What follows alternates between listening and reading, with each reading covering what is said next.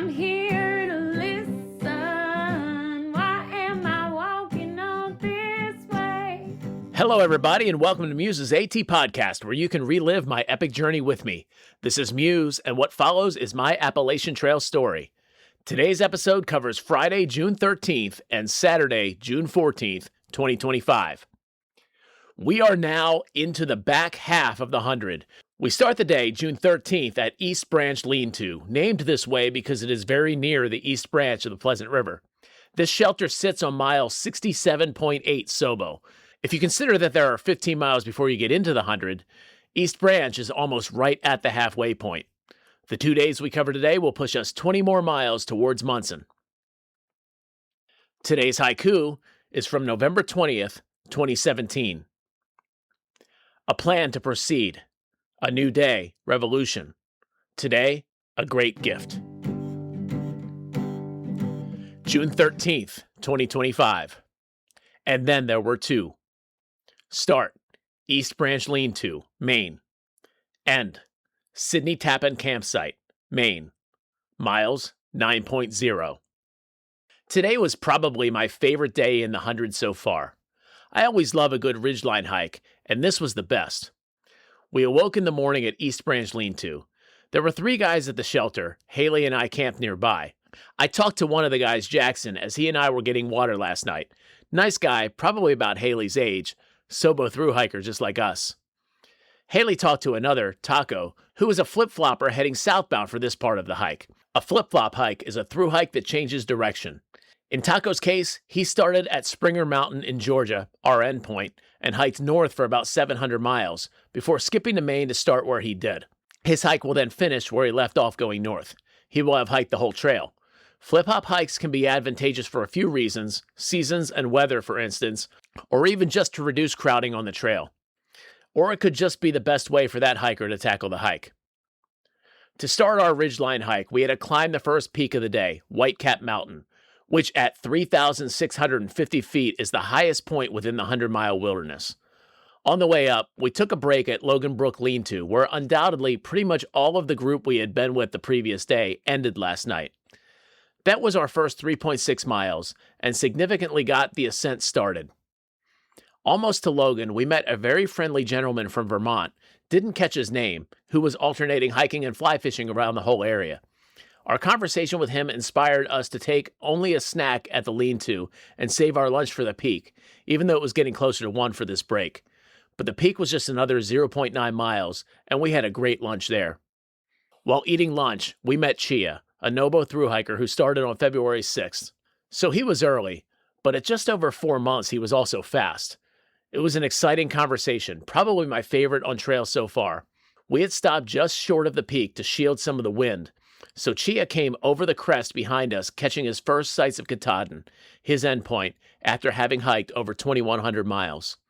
Chia seemed a pretty high-energy guy to begin with, but the obvious excitement made for a fun interaction. We would end the day at Sidney Tappan, not a shelter but a designated campsite, after going over 3 peaks today, first Whitecap, then Hay Mountain, then West Peak. And the trail was smooth. By now, we were pretty much used to roots underfoot or having to skip across rocks or balance across planks, but none of that today. What rocks and roots were there were either intentional stone stairs, thank you MATC, or even the roots and rocks that seemed naturally placed served to help more than get in the way. It was an awesome day of hiking. After, we settled into camp, just the 2 of us, no other company this night. June 14th, 2025. Another lunchtime meeting. Start, Sidney Tappan Campsite, Maine. End, Chairback Gap Lean-To, Maine. Miles, 11.7. The plan today was to finish the range we were hiking yesterday with the last peak in that range, Gulf Haggis Mountain, then to get into the next range with its first peak, Chairback Mountain, to end at Chairback Gap Lean-To, just 0.5 miles beyond that peak. For the second day in a row, a NoBo caught up to us as we were breaking for lunch. I'll bet we were about halfway up Chairback when we met Otter. Otter had run into a section hiker who was a friend of his and had given him a whole bag of brownies. He offered them to Haley and me, and we each had one with our lunch. Otter is another flip-flopper going north starting from Roanoke, Virginia. After scaling Katahdin, he'll return to Roanoke and go south from there. He also told us about some great trail magic a bit further south, down a logging road off mile 101.2. Apparently we'd see a sign and it was well worth following. Trail magic is when people simply help out hikers. It can be anything from food and drink to a night stay, a ride, or whatever. Those giving trail magic are known as trail angels. I was hiking up to the shelter as Haley had gone on ahead of me. As I've got a few decades on her and a history of bad knees, I take the descents quite slowly, especially steep ones with obstacles. As I came up, I could hear Haley talking to someone. It was Jackson, who we first met 2 nights ago at East Branch. It's always cool to run into folks you've met before on trail, and it seems to happen often. We told him about the trail magic up ahead. Overall, another great hiking day, smooth trail, all went as planned. All right, we're going to take a quick break to hear from the sponsors who help keep Muse's AT podcast on the trail. These are offerings that truly enhanced my thru-hike experience, so I'd really like you to check them out. Please look for and follow the links in the show notes to this episode. Looking forward to that lazy day on the couch, knocking down your Netflix queue and wondering what to wear? Quick answer, wear something else. Summit Ready apparel is clothing built for those who scramble over jagged rocks, reach the peaks, and actually enjoy getting caught in a torrential downpour. If you're someone who doesn't mind the elements and has the grit to crush the next segment anyway, look no further than Summit Ready to match your restless trail spirit. Check out the catalog at summitreadyapparel.com and get ready for your next adventure. That's summitreadyapparel.com. Looking for your next great trail read? Walk Uphill is a powerful story about leaving the emptiness of modern corporate life behind and finding a completely new beginning on the Appalachian Trail. It's about discovering what life can look like when you embrace freedom, lighten your load, and take it step by relentless step. I actually read this book myself during a couple rest days in Gorham, New Hampshire, right after conquering the brutal terrain of southern Maine. I literally couldn't put it down. I read it from cover to cover in 2 days. The book chronicles the real-life events of the author, Bounce the Hiker, in a twisty, shocking, edge-of-your-seat story that even the most imaginative fiction writer couldn't make up. Just a quick content warning, there is definitely adult material in this book, so I wouldn't recommend buying it for your 10-year-old's birthday. But if you're looking for a gripping, raw trail adventure, I highly recommend Walk Uphill by Bounce the Hiker. You can find it easily on Amazon by searching Walk Uphill Book, or just click the direct link in the show notes of this episode. All right, the haiku actually says it really well. Today, a great gift. This day, these 2 days, were a great gift, especially that first one, and a Friday the 13th, no less. The Whitecap Mountain Day was absolutely awesome. And it's cool to be in these high energy, really, really positive days here. I'm actually going to, next episode, tee up some of the challenges that Haley and I were having, so you'll get to hear the flip side. But know that even as I go there, the experience overall, and Haley would say the same thing, overwhelmingly positive, and these 2 days that we're describing were the most positive of them. Glad we ran into that guy who had us take our lunch up on Whitecap Mountain. That in itself was awesome, and we did. We stopped a little bit short of the peak because the wind was pretty high that day. And that conversation with Chia was absolutely great. He was just completely stoked. From Whitecap, you get a great view of Katahdin, which was, of course, his destination that he'd been marching towards for 4 months at that point. So he was super high energy, and it was just a lot of fun to talk to him.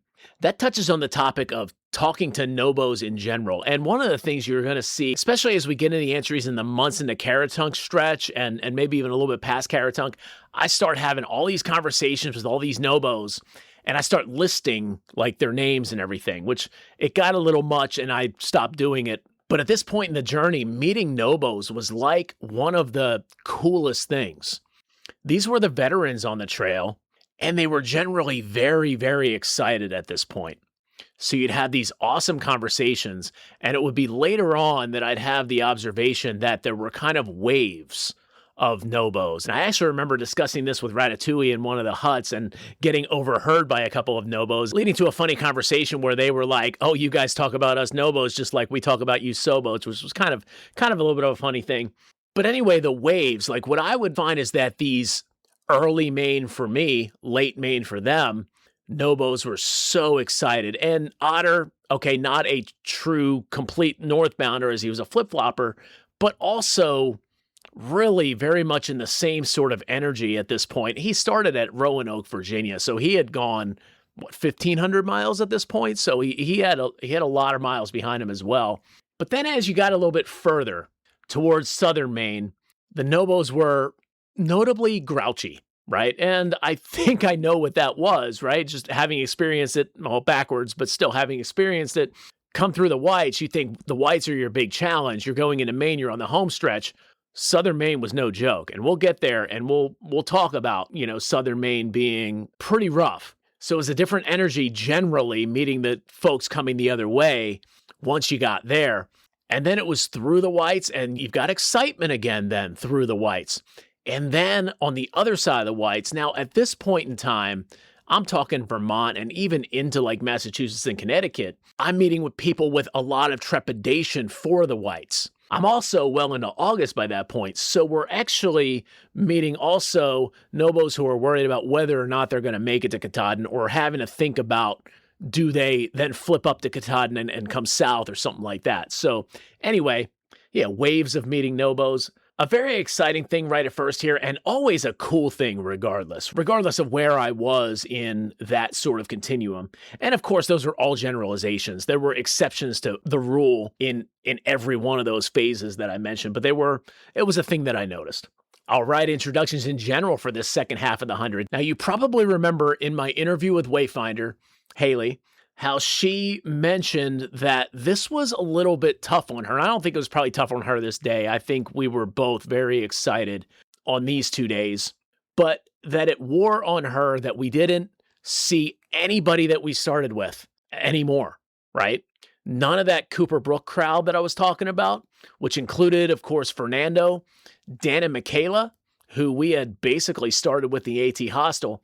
We didn't see them at all through the rest of the wilderness. We would eventually run into Dan and Michaela at Shaw's, and they were pretty much there the whole time that Haley and I were there. But for the rest of the 100, it's only just meeting new people. And it was actually a lot of just Haley and me, which inspired the title of that first entry there, and then there were 2. Okay, so who's out there with us? First, there was this guy, Jackson. And Jackson was a cool guy. He definitely just jumped headlong into the adventure. It was cool talking to him. I would find out a bit more about him later when I visited Fernando, because I think Fernando ran into Jackson a little bit too. So he had talked to him firsthand in the wilderness, but then also he heard a bit about him from Chaps. Now remember, Chaps actually visited Fernando 2 or 3 weeks before I did, going over into Massachusetts. And Chaps' take on Jackson was that he was super fast. Now, if you remember anything that I've said about Chaps, that's really saying something. And Fernando filled in even more of that blank. So apparently Jackson was already an elite athlete. I don't remember the sport. And he actually wasn't around Haley's age. He was a little bit younger. He had just graduated high school and was due in college in the beginning of August. So he was trying to do this through hike at a very fast pace. What I don't know is whether this was the same Jackson who was later in the Instagram group chat, because there was a Jackson in there, and it might have been the same guy, although the reports that I just gave you would have made him way too fast to meet any of these folks. So I'm really not sure, although a number of those people finished well before me as well, but I'm not sure if it would be that same Jackson. I wonder, hey, Jackson, if you ever hear this, go ahead and reach out to me, clear that one up for me. And then Taco. Taco was a pretty cool guy too. He got his trail name on the PCT when at like midnight, they had failed a couple of times to try and get food in a town, and he went up to a taco truck and got them to give his whole group just the rest of the tacos that were left over that night, which is kind of cool. So he got the name Taco. He was a pretty cool guy. He was going southbound at this point, and he would end up getting into Munson right around the same time as Haley and me. But then he would pull on ahead, and I actually, is kind of a fun thing that I end up experiencing in New Jersey. I went to this Mohican Outdoor Center is what it was. I went there in the middle of the day. I didn't stay there or anything. I actually went there and got a pretty good breakfast is what it came down to. But there was also this guy, Johnny Dollar, who was taking interviews and putting them on YouTube. And I did an interview, and I went to look at who had done interviews before me. And I knew a couple of the folks, and Taco was one of them. So I got to hear his whole story a little bit too. And that was cool. And he was a little bit ahead of me by then. Taco was actually on his last leg of the Triple Crown. So we talked a little bit about the Triple Crown before.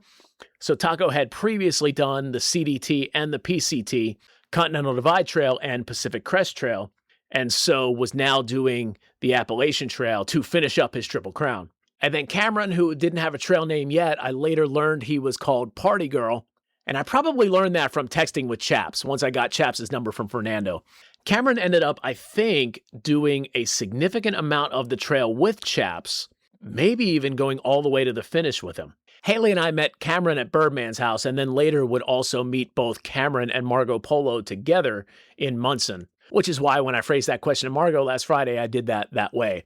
And that brings us to Birdman. Birdman was an awesome guy. He's probably, we're in June right now. He's probably out there right now, either preparing or actively doing trail magic in the 100-mile wilderness, which he's done for literally decades at this point. But maybe let's reserve talking about Birdman until next episode, because that's when Haley and I will go to Birdman's house and receive his hospitality. But that is, well, again, let's talk about that next episode.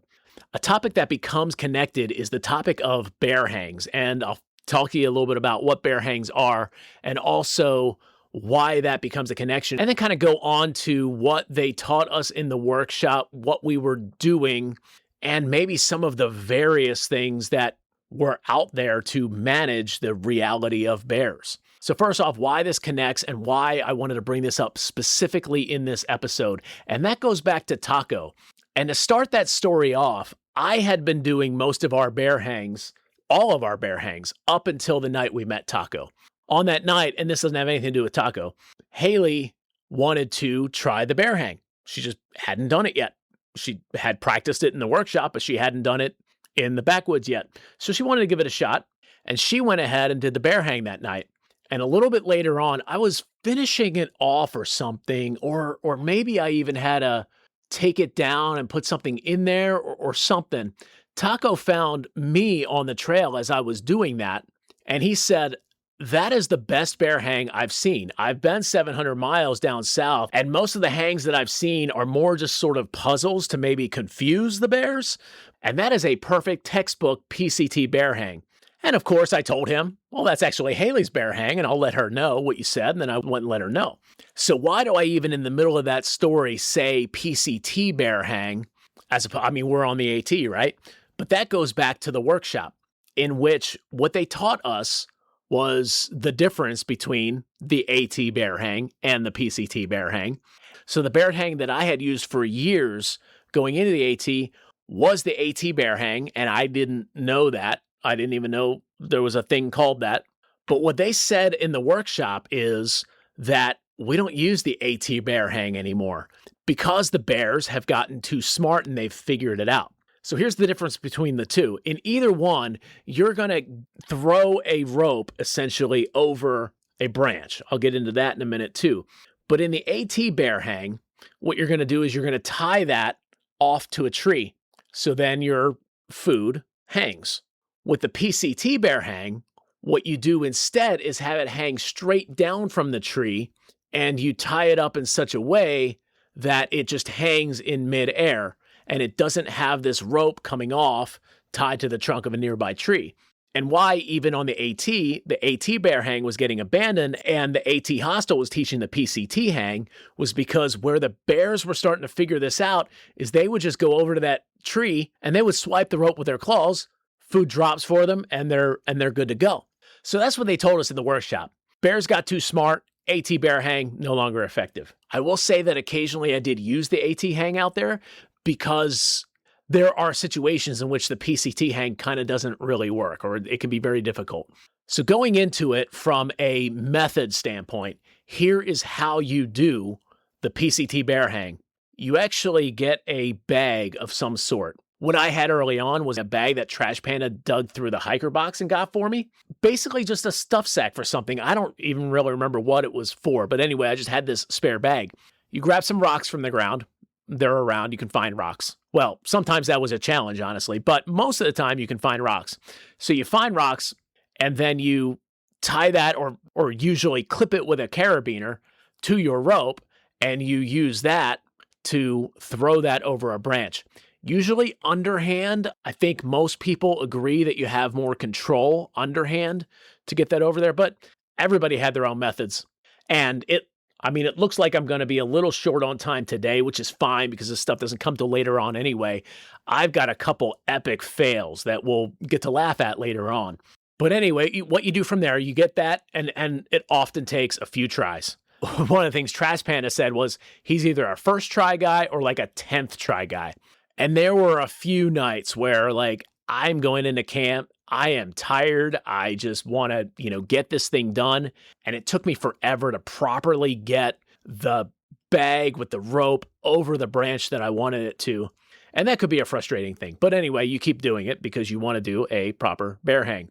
From there, you unclip the carabiner from your rock bag and clip it to your food bag. And mine and Haley's food bags were these 12-liter Osprey orange bags.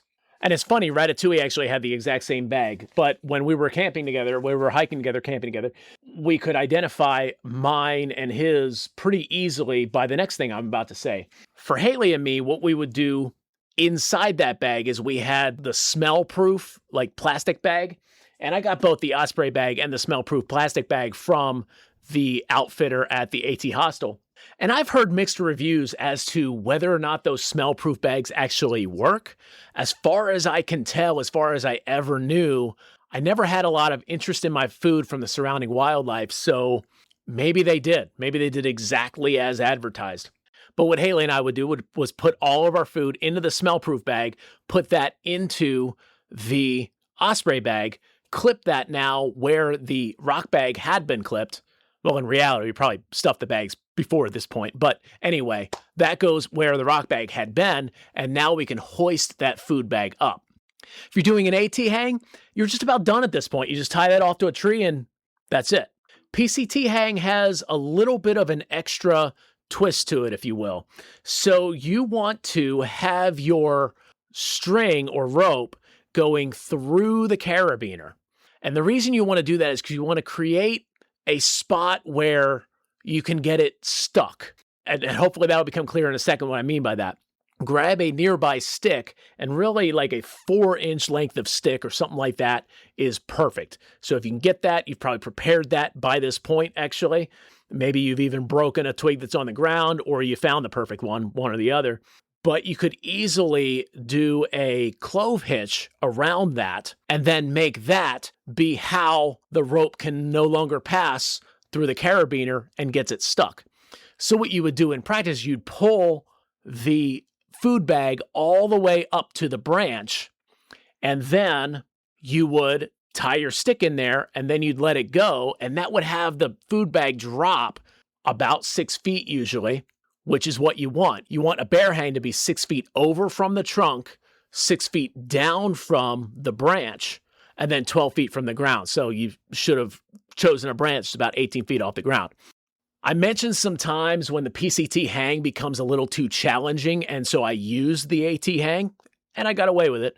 But those times were when there was so much stuff under the only suitable branch I could find, either underbrush or even just other branches, so that I couldn't get that whole mechanism to go up to the branch.